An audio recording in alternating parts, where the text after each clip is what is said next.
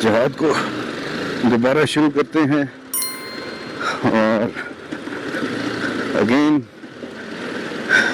Ride is towards दो जगह, जहाँ पे आखिरी पॉइंट होगा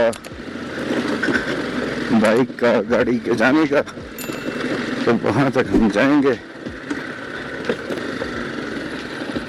वाह जी वाह,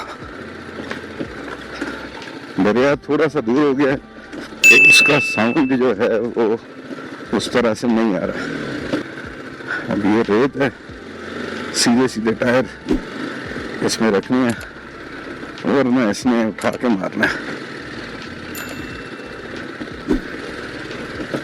क्या बात है,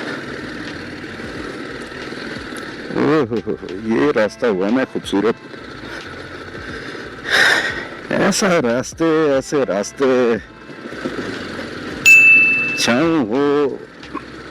अच्छा, कुछ कुछ इनमें अब जैसा कि आपको पता है कि मैं कंपैरिजन करता रहता हूँ पिछली जो डेस्टिनेशंस जहाँ पे गया होता हूँ, तो इसकी थोड़ी सी फील जो है ना वो डोमेल में देवसाई के जो है आगे रेनबो लेक जाते हुए वहाँ पे जो आता है फॉरेस्ट, उसके साथ थोड़ी थोड़ी रिजेम्बलेंस इसकी मिल रही है।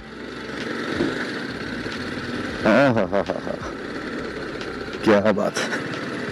मेरा ख्याल है कि मुझे थोड़ा सा आगे निकलना चाहिए।